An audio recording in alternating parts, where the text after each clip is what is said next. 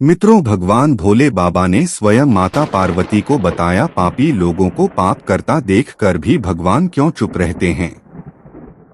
दोस्तों, आज का विषय बहुत ही महत्वपूर्ण है। यह वीडियो सभी लोगों को अवश्य ही ध्यान से सुनना चाहिए और वीडियो में बताई गई बातों को अपने जीवन में अमल करना चाहिए। मित्रों, एक समय की बात है, भगवान भोले बाबा और माता पार्वती आकाश लोक का भ्रमण कर रहे थे। तभी माता पार्वती कहती हैं, हे प्राणनाथ, आकाश लोक का भ्रमण करते करते हमने ब्रह्मांड का दृश्य देख लिया, किंतु हे प्राणनाथ, मेरे मन में अब कुछ जानने की जिज्ञासा बढ़ रही है। मित्रों, तभी भगवान भोले बाबा कहते हैं कि गणेश की मम्मी, आपके मन में क्या जानने की जिज्ञासा उत्पन्न हो रही है? आप अपने प्रश्नों को निसंकोच होकर पूछ सकती है। तभी माता पार्वती कहती हैं, हे प्राणनाथ, पापी लोगों को पाप करते देखते हुए भी भगवान क्यों चुप रहते हैं? तभी भगवान भोले बाबा कहते हैं, हे गणेश की मम्मी, आज आपने संसार के कल्याण हेतु बहुत ही महत्वपूर्ण प्रश्न किया है। आज हम आपको एक कथा सुनाते हैं, जिसको सुनने के बाद आपके सभी प्रश्नों के उत्तर आपको अवश्य ही मिल जाएंगे। मित्रों, फिर भगवान भोलेनाथ कहते हैं, गणेश की मम्मी, आप इस कथा को ध्यान और मन लगाकर पूरा अवश्य सुनना। फिर भगवान भोलेनाथ कहते हैं, जो भी मनुष्य इस कथा को ध्यान और मन लगाकर सुनता है, वह अपने जीवन काल में किसी भी बात को लेकर कभी भी पश्चाताप नहीं करता है और वह मनुष्य जान जाता है कि पापी लोगों को पाप करता देखकर भी भगवान क्यों चुप रहते हैं। नमस्कार दोस्तों, आप सभी लोगों से निवेदन है कि इस कथा को और कहानी को सुनने से पहले कमेंट बॉक्स में हर हर महादेव लिखकर वीडियो को लाइक करके चैनल को सब्सक्राइब करके बेल आइकन पर टैप करें, जिससे आप सभी लोग प्राचीन कथाओं और कहानियों से जुड़े रहें। मित्रों, फिर आगे भगवान भोले बाबा कथा को आरंभ करते हैं और कहते हैं, गणेश की मम्मी, प्राचीन समय की बात है। एक जंगल में एक मोरने और मोर का जोड़ा रहा करते थे। वह दोनों पति पत्नी एक दूसरे से बड़ा प्रेम करते थे, एक दूसरे का बड़ा आदर सम्मान करते थे और उनका जीवन बड़े सुख और सुंदर से काट रहा था। उनके जीवन में किसी प्रकार का कोई दुख नहीं था। एक दिन की बात है, मोर ने अपने पति मोर से कहती है, पियाडी, भगवान की जिंदगी कितनी सुखी है, कितनी आराम भरी है। उन्हें सिर्फ इस दुनिया को चलाना होता है और बैठे बैठे वह पूरी दुनिया को चलाते हैं। उन्हें कोई मेहनत का काम नहीं करना पड़ता है और उन्हें उनके भक्त अच्छे अच्छे भोग लगाते हैं और उन्हें अच्छे अच्छे पकवान खाने को मिलते हैं। दूसरी ओर हमारा जीवन कितना कठिन है। हमें रोज अपना दाना पानी लोगों से छुप छुप कर जंगल में ढूंढना पड़ता है। मित्रों, इस पर मोर कहता है, प्रिय, ऐसा नहीं है, भगवान का काम बहुत कठिन है। भगवान को यह पूरी सृष्टि चलाने के लिए बड़ी मेहनत करनी पड़ती है। मैं तुम्हें एक कथा के माध्यम से समझाता हूँ, तब तुम्हें मेरी बात समझ में आएगी। दोस्तों, फिर भगवान भोले बाबा कहते हैं कि गणेश की मम्मी, फिर वह मोर अपनी कथा प्रारंभ करता है और मोर कहता है कि हे प्रिय, एक गांव की बात है। उस गांव में भगवान शिव का एक बहुत ही सुंदर मंदिर बना हुआ था और उस मंदिर के बगल ही एक छोटा सा भगवान भोलेनाथ का शिवलिंग भी था। उस मंदिर की देखभाल के लिए उसी गांव का एक शंभू नाम का व्यक्ति सेवा में लगा हुआ था, जो सुबह शाम मंदिर की साफ सफाई करता था और दोनों समय स्नान ध्यान करने के बाद भगवान की पूजा अर्चना करता था। वह आदमी बहुत ही निर्धन और दुखी था। मंदिर पर आने वाले श्रद्धालुओं द्वारा उसे जो कुछ दान दक्षिणा दे दी जाती थी, वह उसी से अपने परिवार का गुजारा करता था। मंदिर परिसर में काम करते करते वह अपनी जिंदगी से जुड़ी निजी शिकायतें भगवान की प्रतिमा के सामने खड़ा होकर करता रहता था। कभी घर की बातें, कभी परिवार की बातें, तो कभी दुनियादारी की बातें करता था। मित्रों, फिर आगे मोर मोरनी से कहता है कि हे प्रिय, एक दिन की बात है। वह भगवान भोलेनाथ के शिवलिंग की प्रतिमा के समक्ष खड़ा होकर दोनों हाथ जोड़कर कुछ शिकायतें भगवान से कर रहा है कि हे भगवान, आपकी जिंदगी कितनी आरामदायक है। आप तो बस मंदिर में एक जगह आराम से बैठे रहते हैं और लोगों की प्रार्थनाएं सुनते रहते हैं। कोई तुम्हें लड्डू का भोग लगाया जाता है तो कोई प्रसाद चढ़ाया जाता है। तरह तरह के मिष्ठान और पकवान भी आपको यहीं बैठे बैठे खाने को मिलते रहते हैं। तुम्हारा जीवन कितना आसान है और मेरी जिंदगी कितनी कठिन है। और मेरी छोटी सी जिंदगी है, उसमें हजारों तरह के दुख भरे पड़े हैं और हजारों तरह की परेशानियां आप दे दिए हैं। दिन भर कड़ी मेहनत करता हूँ, तब कहीं दो समय का खाना मैं अपने परिवार के लिए जुटा पाता हूँ, और वही पापी पाखंडी लोगों को देखो दिन रात बुरे कर्मों में लिप्त रहते हैं, फिर भी मौज की जिंदगी जी रहे हैं। हे भगवान, यदि मेरी भी जिंदगी आपकी तरह हो जाती तो मेरा जीवन कितना खुशहाल होता। मित्रों, अपने उस भक्त की ऐसी बातें सुनकर भगवान से रोका नहीं गया। वह उसी शिवलिंग के प्रतिमा से ही अपने त्रिभुज रूप में भगवान भोले बाबा अपने नंदी के साथ में प्रकट हो जाते हैं और कहते हैं, हे पुत्र, तुम गलत सोच रहे हो। तुम जैसा सोच रहे हो वैसा नहीं है। दूर से देखने पर सबका जीवन अपने जीवन से अच्छा दूसरों का जीवन दिखाई पड़ता है। जब हमें उसकी वास्तविक जिंदगी का पता चलता है तब समझ में आता है कि यह तो मुझसे भी गया गुजरा जी पंजी रहा है। तुम मेरी जिंदगी को आसान समझ रहे हो, मेरा जीवन उतना आसान नहीं है जितना तुम समझ रहे हो। मुझे भी बहुत सारी चीजें देखनी पड़ती है, बहुत सी व्यवस्थाएं बनानी पड़ती हैं, बहुत सी चिंताएं लगी रहती है। अच्छे के साथ अच्छा कैसे हो और बुरे के साथ बुरा कैसे हो, यह सब सोचना पड़ता है। कोई किसी असहाय को रुलाता है, कोई पीड़ित को पीड़ित करता है तो उसकी रक्षा करनी पड़ती है। मेरी जिम्मेदारी को जिस दिन तुम समझ जाओगे उस दिन तुम्हें मेरी मेहनत के बारे में भी पता चल जाएगा। मित्रों, फिर आगे भगवान भोले बाबा उस शंभु व्यक्ति से कहते हैं, हे पुत्र, इतना आसान नहीं है भगवान बनना। जिस तरह एक पिता बनकर मनुष्य अपनी संतान के लिए अपने दायित्वों को निभाता है, उनके दुख सुख अच्छे बुरे का ख्याल रखता है, उसी तरह मुझे भी तुम सब ख्याल रखना पड़ता है। इतनी सारी जिम्मेदारियों को एक साथ निभाना कोई आसान काम नहीं है। दोस्तों, भगवान भोलेनाथ की बात सुनकर वह भक्त बोला, हे भगवान भोलेनाथ, आप तो बहुत ही भोले भाले हैं। आप यह कैसी बातें कर रहे हैं? आपका काम तो सचमुच में बड़ा ही आसान है। जिस तरह पूरे दिन आप बैठे रहते हैं, आपकी तरह तो मैं भी किसी समय बैठा रहता हूं तो किसी समय खड़ा रह सकता हूं। इसमें क्या बड़ी बात है? मित्रों, फिर आगे भगवान भोलेनाथ कहते हैं, पुत्र, मैं फिर कहता हूं, तुम यह नहीं कर पाओगे। मेरे इस कार्य में बड़े धैर्य की आवश्यकता पड़ती है और मनुष्य में इतना धैर्य नहीं होता है कि वह परिणाम घोषित होने तक रुक सके। मनुष्य के अंदर यह कमजोरी होती है कि वह थोड़ा सा सुख पाता है तो वह घमंड से भर जाता है, और जरा भी आ जाता है तो वह टूटकर शीशे के भांति बिखर जाता है। वह अपने धैर्य को बनाकर नहीं रख पाता है। मित्रों, फिर भक्त बोला, अच्छा, अगर ऐसी बात है तो आप मुझे एक दिन के लिए आपकी जिंदगी जी लेने दीजिए, फिर आप जैसा कहेंगे मैं वैसा ही करूंगा। दोस्तों, मोड़ आगे अपनी पत्नी मौनी से कहता है कि है प्रिय, भगवान भोलेनाथ ने और शंभू नाम के व्यक्ति को बहुत समझाया पर वह बड़ा जिद्दी था।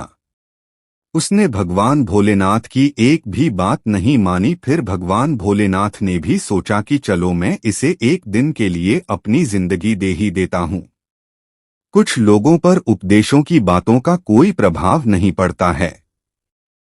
वह संसार की ठोकर खाने के बाद ही सही राह पकड़ते हैं। फिर आगे भगवान भोलेनाथ ने कहा, बेटा ठीक है, एक दिन के लिए मैं तुम्हें भगवान बनाता हूँ और तुम्हारी जिंदगी मैच जीता हूँ। फिर देखते हैं कि तुम मेरा काम किस ढंग से करते हो। और हाँ, मेरी जिंदगी जीने के लिए तुम्हें कुछ शर्तों का पालन करना होगा। मित्रों, फिर वह शंभू नाम का भक्त बोला है, भगवान भोलेनाथ, मैं आपकी सारी शर्तें मानने के लिए तैयार हूँ। बताइए, आपकी क्या शर्तें हैं? भगवान भोलेनाथ कहते हैं, पुत्र तुम ध्यान से सुनो, मंदिर में रोजाना बहुत से लोग आएंगे जाएंगे, जिसमें अच्छे भी लोग होंगे और बुरे भी लोग होंगे, क्योंकि भगवान पर तो सबका ही अधिकार होता है। यदि किसी पिता का एक बेटा निकम्मा निकले तो क्या वह पिता उसे अपना बेटा नहीं मानेगा?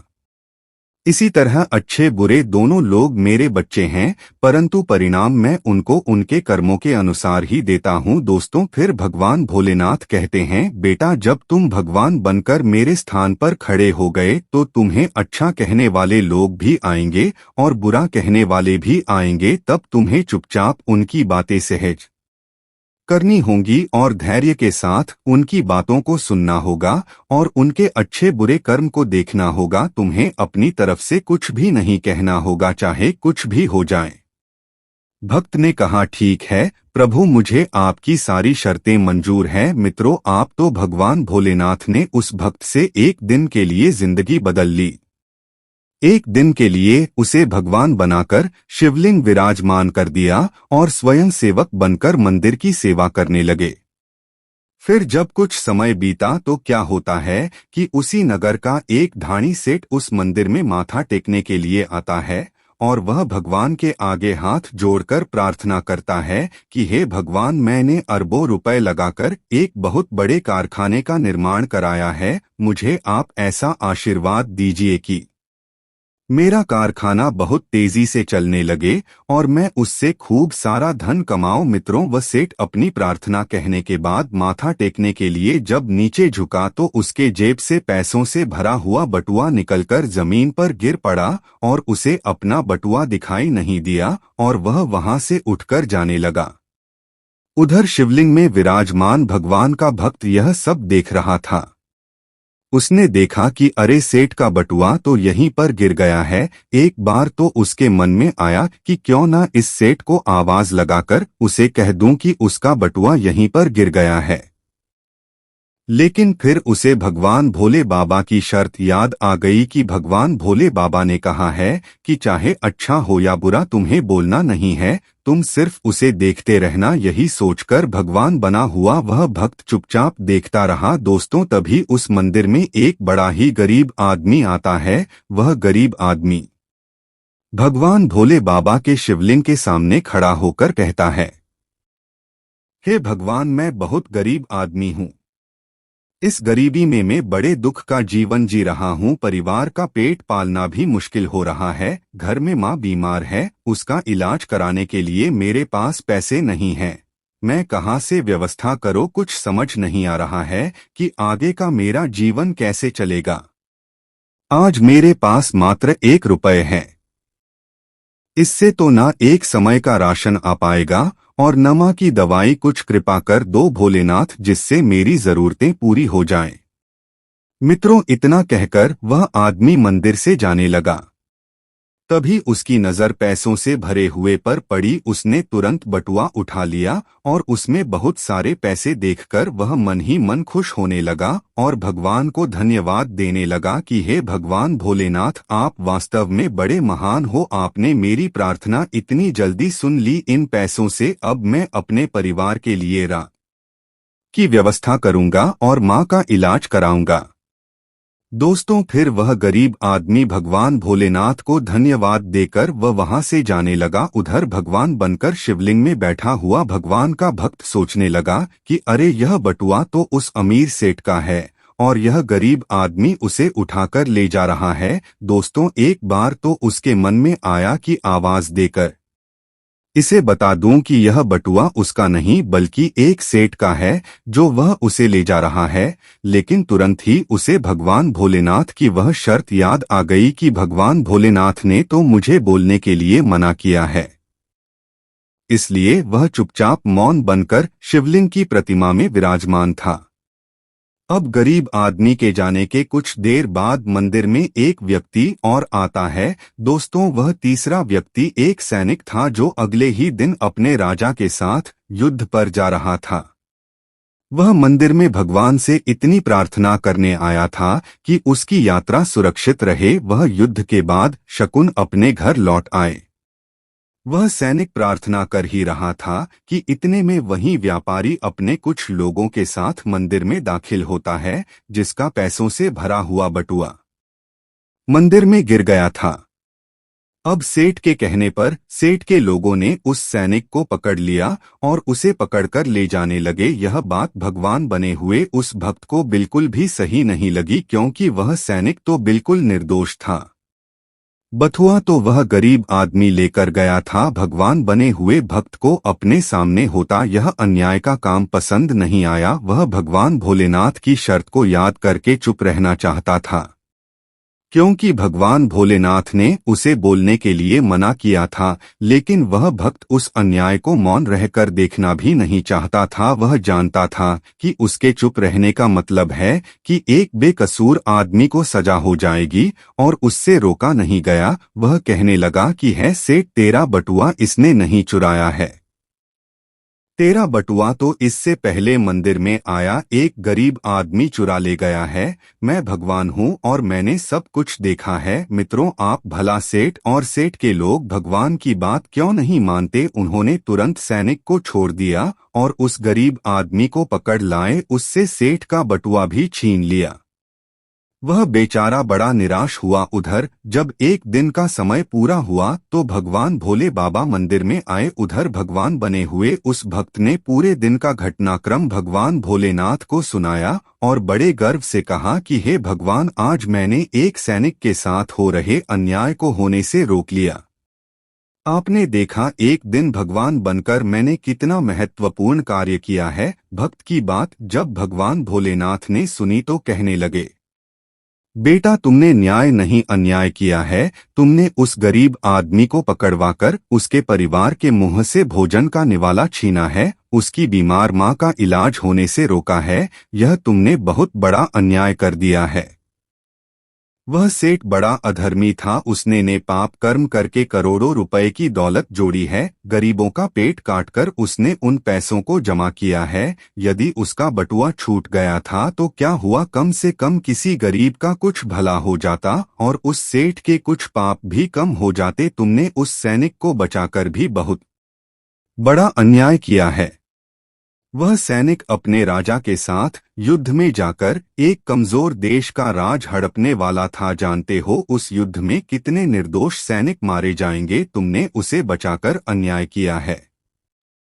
भक्त को भगवान भोलेनाथ की बात को सुनकर बड़ा पश्चाताप हुआ और कहने लगा, हे भगवान भोले बाबा, मैं तो वही देख पा रहा था जो मेरी आंखों के सामने हो रहा था। उसके पीछे की सच्चाई कुछ और होगी, यह मैं नहीं देख पा रहा था। भक्त आगे कहता है, हे भगवान भोले बाबा, दुनिया को सिर्फ आप ही चला सकते हैं, क्योंकि आप जीवन के हर पहलू को अच्छी तरह से देख सकते हैं। आप जो करते हैं अच्छा ही करते हैं, गलत तो हम हैं।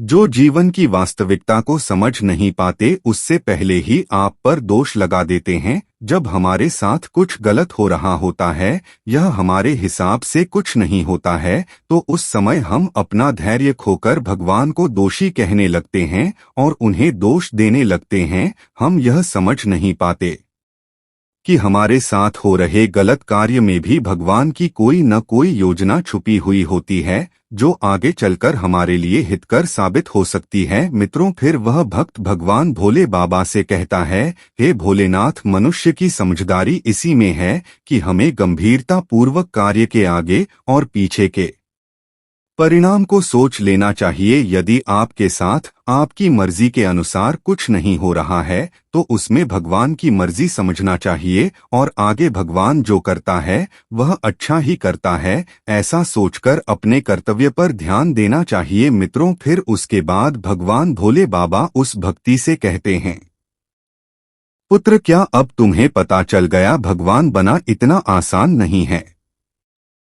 फिर आगे वहां भक्ति कहता है, भोले बाबा, आप जितने भोले भाले हैं, इतनी ही सरलता से लोगों के दुख को दूर कर देते हैं और उन्हें ज्ञान दे देते हैं।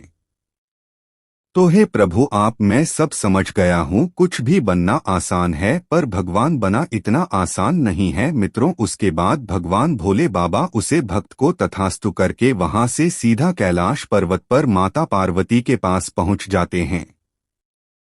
फिर आगे माता पार्वती से कहते हैं कि गणेश की मम्मी आगे वह मोर अपनी पत्नी से कहता है कि हे प्रिय, अब बात करते हैं उन दो कारणों की जिनकी वजह से भगवान पाप होते हुए देखकर चुप क्यों रहते हैं। पहला कारण तो यह है कि भगवान तब तक आपकी मदद नहीं करेंगे जब तक आप दुनिया वालों पर निर्भर रहेंगे। जिस दिन आप खुद पर तथा भगवान पर निर्भर हो जाएंगे, उस दिन वह आपकी मदद के लिए जरूर आएंगे। दुनिया वालों पर और परिवार वालों पर आश्रित होने के कारण भगवान ने द्रौपदी की लाज नहीं बचाई थी। जब तक उसे लग रहा था कि मेरे 5 शूरवीर पति मुझे अपमानित नहीं होने देंगे, तब तक उसने भगवान को याद नहीं किया और न तब तक भगवान श्री कृष्ण उसकी मदद के लिए आगे आए। वह तो इंतजार कर रहे थे कि द्रौपदी कब अपने परिवार वालों को भूलकर और मुझे पुकारे और मैं जाकर उसकी लाज बचाऊं। मित्रों, और हुआ भी ऐसा ही। परिवार की आस छोड़कर द्रौपदी अंत में भगवान कृष्ण को समर्पित हुई और उन्हें आवाज लगाई। तब भगवान श्री कृष्ण ने बिना समय गवाए उसकी लाज बचाई। दूसरा कारण यह है कि भगवान मनुष्य के कर्म भी देखकर चलते हैं कि किसको कहां पर किस कर्म का दंड मिला चाहिए, किसको किस कर्म का फल मिलना चाहिए। भगवान आपके अगले और पिछले सारे कर्मों को देखकर हिसाब करते हैं। भगवान को समर्पित होकर चलिए तो आपका कभी भगवान बुरा नहीं होने देंगे। मित्रों, फिर आगे माता पार्वती इस कथा को सुनकर अति प्रसन्न होती हैं और कहती हैं, हे स्वामी, आप ही इस संसार में आदि और अनंत है। आज आपने मुझे इस कथा को सुनाकर मेरे मन को शांत किया है। उम्मीद करता हूँ आप लोगों को यह कथा पसंद आई होगी।